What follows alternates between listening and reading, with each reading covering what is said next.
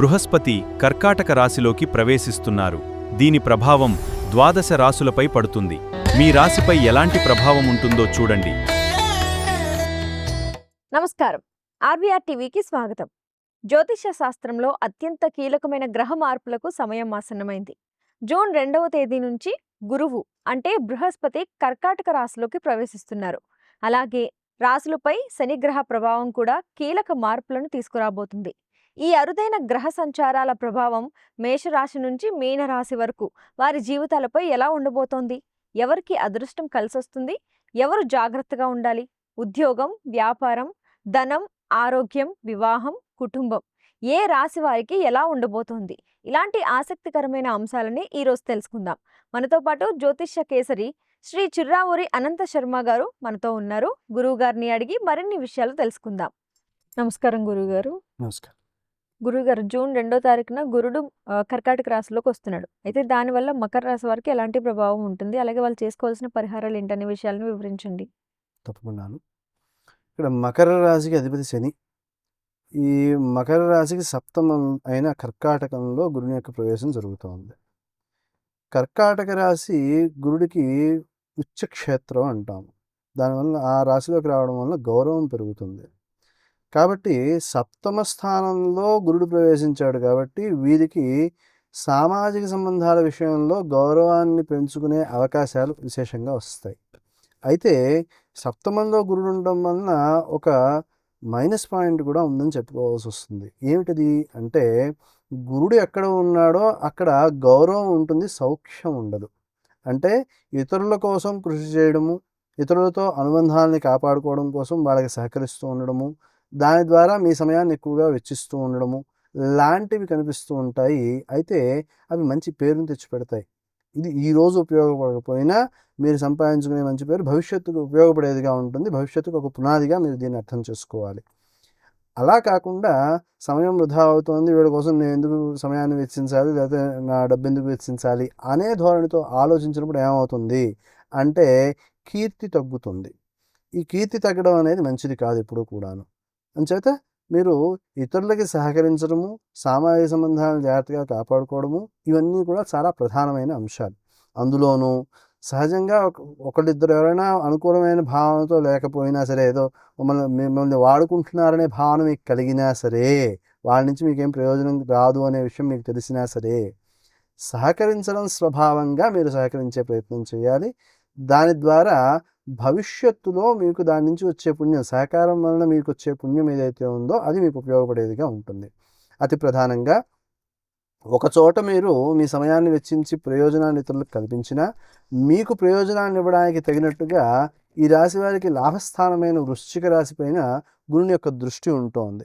కాబట్టి ఒక చోట మీరు సహకరించారు అంటే ఇంకో చోట నుంచి మీకు సహకారము, తత్సంబంధమైన ప్రయోజనము కూడా మీరు పొందే అవకాశాన్ని మీరు కల్పించుకుంటున్నారు అనే విషయం అర్థం చేసుకోవాలి.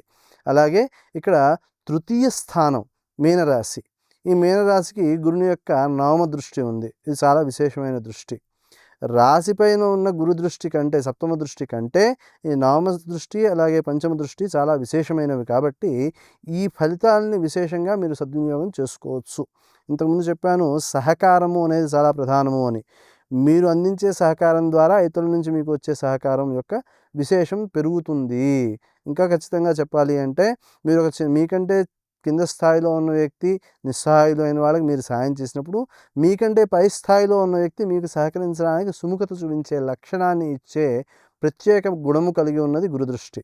కాబట్టి ఆ గురుదృష్టిని పూర్తిగా సద్వినియోగం చేసుకోవడానికి ప్రయత్నం చేయాలి. అలాగే సామాజిక సంబంధాలు, స్నేహ సంబంధాల విషయంలో గౌరవానికి ప్రాధాన్యం ఇవ్వడం చాలా ముఖ్యం. అంటే మీరు ఎన్నుకునే స్నేహితులు ఉన్నతమైన లక్షణాన్ని కలిగి ఉన్నవారుగా మీరు గుర్తించి ఆ తర్వాత స్నేహం చేయడం మంచిది. కారణం ఏమిటి అంటే వారి వలన మీకు అపకీర్తి రాకూడదు. అలాగే ఆర్థిక ప్రయోజనాల విషయంలో కూడా ప్రత్యేకమైన ప్రయోజనాలు సిద్ధిస్తూ ఉంటాయి. మీకు వచ్చిన ప్రయోజనాలని నలుగురితోనూ చెప్పడం కూడా మంచిది కాదు. అంటే నాకు ఇంత లాభం వచ్చింది, నేను ఇందులో వ్యాపారం చేశాను, ఇంత లాభాన్ని పొందాను లాంటి విషయాలు నలుగురితోనూ చెప్పడం మంచిది కాదనమాట. ఇలాగా మీ యొక్క ఆలోచన విధానాన్ని మలచుకోవడానికి గురుదృష్టి యొక్క ప్రభావం చాలా విశేషంగా ఉంటుంది. కాబట్టి సహజంగా శని యొక్క స్వభావం ఏదైతే ఉందో, రాశ్యాధిపతి అయిన శని యొక్క ప్రభావం ఏదైతే ఉందో, అక్కడ ఉన్న దోషాలను నివారించే లక్షణాన్ని గురుడు కలిగి ఉంటాడు. కాబట్టి అటు లాభాన్ని, సామాజిక సంబంధాలని, ఇటు ఇతరుల నుంచి వచ్చే సహాయ సహకారాలు, మీరందించే సహకారాలు, వీటి విషయాల్లో మొత్తం మీద చూసుకున్నట్లయితే ఒక మంచి సత్ఫలితాన్ని పొందడానికి అనుకూలమైన సమయంగా మనం ఈ గురుని యొక్క రాశి సంచారాన్ని మనం చెప్పుకోవచ్చు. గురువుగారు, గురువు రాశి మారడాన్ని చాలా విశేషంగా చెప్తూ ఉంటారు. అసలు దాని ప్రత్యేకత ఏంటి? సహజంగా గురుడికి ఉండే లక్షణం ఏంటి అంటే, ఒక రాశిలో ఒక సంవత్సర కాలం పాటు ప్రయాణం చేస్తాడు. మనకి ఒక వ్యక్తి మన ఇంట్లోకి వచ్చినప్పుడు ఏదో ఒకసారి వచ్చి పలకరించి వెళ్ళిపోతే అతని యొక్క ప్రభావం మన మీద ఏమీ ఉండదు. అదే బంధువు వస్తే ఇంట్లో ఓ 4 రోజులో, వారం రోజులో ఎంతకాలం ఉంటున్నారనే దాన్ని బట్టి ఆ ప్రభావం మన మీద కనిపిస్తూ ఉంటుంది. ఏదో ఓ రోజు ఉండి వెళ్ళిపోతారు అన్నప్పుడు కూడా దాన్ని ప్రత్యేకించి పట్టించుకోము.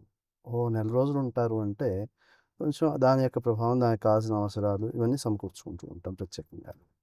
అలాగా ఒక సంవత్సర కాలం పాటు ఒక గ్రహం ఒక రాశిలో ప్రయాణం చేస్తోంది అన్నప్పుడు దాని యొక్క ప్రభావం యొక్క తీవ్రత ఎక్కువగా ఉంటుంది. అయితే ఇప్పుడు ఏమవుతోంది, మనకి గురుగ్రహం యొక్క సంచారము అతిచారము అనే పేరుతో సంవత్సర కాలం ఉండవలసింది పూర్తిగా ఉండకుండా స్వల్పకాలంలోనే మార్పు వచ్చి వేరే రాశిలోకి వెళ్ళిపోతోంది. అంటే రేపు జూన్ 2వ తారీఖున వస్తోంది. మళ్ళీ అక్టోబర్ 31వ తారీఖున ఆ రాశి నుంచి వెళ్ళిపోతోంది. అంటే ఎంత ఎంత ఎంత పరిధి అయింది అంటే సుమారుగా 4 మాసాలు. ఈ తక్కువ సమయంలో ఉన్నందువలన ఆ గ్రహం యొక్క ప్రభావం ఎక్కువగా దాని మీద చూపించే అవకాశం తక్కువ అని అర్థం చేసుకోవాలి. ఇలా తక్కువ కాలంలో దాని ప్రభావం చూపిస్తున్నప్పుడు అది ఇచ్చే ఫలితాన్ని ఏదో ఒక్కసారిగా ఇచ్చేసి అలా వెళ్ళిపోతుందనమాట. అంటే కంటిన్యూటీ అనే దాని యొక్క ప్రభావం తగ్గుతోందనమాట. అలాగా ఆ గ్రహం ఎక్కువ కాలం ఆ స్థానంలో ఉండడము అనే లక్షణం ఉన్నందువలన వచ్చేటప్పుడు, వెళ్ళేటప్పుడు కూడా దాని యొక్క ప్రభావాన్ని విశేషంగా చూపించి వెడుతూ ఉంటుంది. అందుకనే మనకి శని యొక్క సంచారము, గురుడి యొక్క సంచారము. శని అయితే ఇంకా ఎక్కువ కాలం 2.5 సంవత్సరాల పాటు ఉంటాడు శని ఒక రాశిలో. కాబట్టి ఈ సంవత్సర కాలం పాటు ఉండడం అనేది ఒక విశేషమైనట్లయితే, రెండవది గురుడు శుభగ్రహం ఉన్నవాటిలో.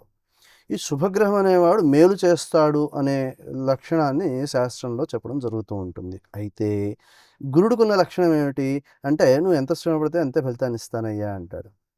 ఎంత శ్రమ పడుతున్నాము అనేది మనకు తెలుసు. ఉదాహరణకి ఐటీ ఉద్యోగాలు ఉన్నాయి.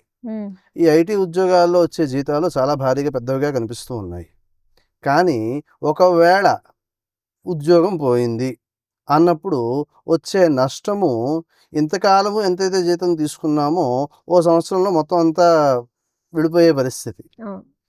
కాబట్టి ఎంత ఆదాయం వస్తోందో ఆ ఆదాయం నికరంగా ఉండడానికి ఏదైతే ప్రయత్నం చేయాలో, కృషి ఉండాలో, ఆ కృషి కంటే తక్కువ కృషి చేస్తూ ఎక్కువ ప్రయోజనాన్ని పొందడము అనే లక్షణాన్ని గురుడు ఇవ్వడు. ఈ విషయాన్ని దృష్టిలో పెట్టుకుని మనము ఎంత అవసరమో అంతవరకే సంపాదించుకోవాలి అనేది గురుడు జ్ఞానానికి సంబంధించిన వాడు, ధర్మానికి సంబంధించిన వాడు. కాబట్టి గురుడు ఆ లక్షణాన్ని చూపిస్తూ మనకి ధర్మశాస్త్రంలో నీకు ఎంతవరకు అవసరమైతే అంతవరకే సంపాదించుకోవయ్యా అని చెప్పడం కనిపిస్తూ ఉంటుంది. గురువుగారు, అసలు గురుగ్రహం ఇచ్చే ప్రత్యేకమైన ప్రభావాలు ఏంటి? గురుడు అనేవాడు జ్ఞానాన్ని అందించేవాడు. ఆ జ్ఞానము సమాజ శ్రేయస్సు కోసము, మన ఆధ్యాత్మిక అభివృద్ధి కోసము, ప్రధానంగా మోక్షం కోసము. కాబట్టి దాన్ని సద్వినియోగం చేసుకునే విధానం ఏమిటి అంటే నిరంతరము సాధన చేస్తూ ఉండడము.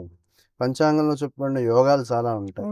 ఆ యోగాల్ని ఎప్పటికప్పుడు వినియోగించుకుంటూ ఉండడము. ఉదాహరణకి మనకి ప్రత్యేకించి కొన్ని యోగాల్లో స్నాన దానాదికాలు విశేష ఫలము ఇలా చెబుతారు. ఈ చెప్పినప్పుడు స్నానం చేస్తే కూడా పుణ్యమే. ఎలా అవుతుంది పుణ్యము అంటే, సంకల్పం చెప్పుకుని ఈరోజు ఈ యోగం ఉంది, ఈ యోగం కాబట్టి స్నానం చేస్తున్నాము అని చెప్పే విధానంలో మనకి చెప్తారు. ఈ సంకల్పం చెప్పుకునే విధానం తెలియకపోతే, ఆ యోగం ఏమిటో తెలిస్తే, ఆ యోగం పేరు చెప్పి ప్రయుక్త అంటే ఈ యోగం ఉంది కాబట్టి స్నానం చేస్తున్నాను అని తెలుగులో చెప్పుకున్నా కానీ అభ్యంతరం లేదు. కానీ మనం స్నానం చేసే ముందు ఆ సంకల్పం అనేది చాలా ప్రధానం అనమాట. అలాగా నిత్యము పుణ్యార్జన కోసం ఉపయోగపడే విధానాన్ని అనుసరించడానికి గురువు ఇచ్చే జ్ఞానం చాలా బాగా ఉపయోగపడుతుంది. అంతేకాదు, కొత్తగా ఏమైనా ఆవిష్కరణలు చేయాలి అంటే ఆ జ్ఞానం కావాలి, నూతనత్వం కావాలి కాబట్టి. అలాగా గురుని యొక్క అనుగ్రహం కోసం గురువు యొక్క అనుగ్రహం కూడా ప్రధానమే అంటారు. ఎందుకు అంటే భగవంతుణ్ణి ఆశ్రయిస్తే మనకి ఏది కావాలంటే అది వస్తుంది. కానీ ఏది కావాలని అడగాలో మనకు తెలియదు కాబట్టి ఆ మార్గాన్ని చెప్పేవాడు గురువు. కాబట్టి గురువు అనుగ్రహం ద్వారానే ఆ భగవంతుణ్ణి మనం ఆరాధన చేయడం అనేది ప్రధానమవుతుంది. అంచేత ఈ గురువు యొక్క మార్పు అనేది చాలా విశేషమైనదిగా మనం గుర్తిస్తాము. ఆ గురువుని యొక్క ప్రభావాన్ని పూర్తిగా సద్వినియోగం చేసుకోవడం కోసం మనం ప్రయత్నం చేయాలి. గురువుగారు, గోదావరి పుష్కరాల సమయంలో అసలు ముహూర్తాలే ఉండవు అని చెప్తూ ఉంటారు. అది ఆ ప్రాంతానికే పరిమితమా లేదా అందరికీ ఉండవా? గురుని యొక్క సంచారం వలన వచ్చే పుష్కరము విషయం మాట్లాడుకున్నట్లయితే పుష్కరాలు అనేవి చాలా ప్రధానమైనవి, విశేషమైనవి. ఆ సమయంలో పుష్కర సమయంలో సకల దేవతలు వచ్చి ఆ పుష్కరంలో స్నానం చేస్తారు. అంటే గోదావరి పుష్కరాలు వస్తున్నాయి, లేకపోతే యమునా పుష్కరాలు వస్తున్నాయి. ఆ ప్రారంభం 12 రోజులు కూడా విశేషంగా అక్కడ దేవతా స్వరూపాలందరూ వచ్చి అక్కడ స్నానం చేయడం జరుగుతూ ఉంటుంది. అలా జరిగిన సందర్భంలో వారందరూ వచ్చి అక్కడ ఉన్నప్పుడు పవిత్రత ఇంకా పెరుగుతూ ఉంటుందన్నమాట. కాబట్టి ఆ పవిత్ర సమయంలో స్నానం చేయడము అనేది విశేషం. అయితే కొన్ని సందేహాలు, అపోహలు కూడా ఉన్నాయి జనాల్లో. ఏంటి అంటే పుష్కర సమయంలో ఈ సమయంలో చేసేసేయాలి, మొదటి రోజునే చేసేసేయాలి, ఇలాంటి అపోహలు ఉంటూ ఉన్నాయి. 12 రోజులు విశేషంగా చెప్పబడుతూ ఉంటాయి పుష్కరాలు. ఆ పుష్కర ప్రభావం సంవత్సరం అంతా కూడా ఉంటుంది. నిత్యము నదీ స్నానం అనేది చాలా గొప్పగా చెప్పిన విషయం. గురువుగారు, మకర రాశికి సంబంధించి చాలా చక్కటి విషయాలను తెలియజేసినందుకు ధన్యవాదాలు. చూసారుగా, చిర్రావూరి అనంత శర్మ గారు గ్రహాల మార్పు గురించి చాలా చక్కగా వివరించారు. అలాగే మేషరాశి నుంచి మీనరాశి వరకు ప్లేలిస్ట్లో వీడియోలు మీకోసం ఉంచాం. వాటిని చూడండి. మరిన్ని ఆధ్యాత్మిక విషయాల కోసం ఆర్వీఆర్ టీవీని సబ్స్క్రైబ్ చేసుకోండి. నమస్కారం.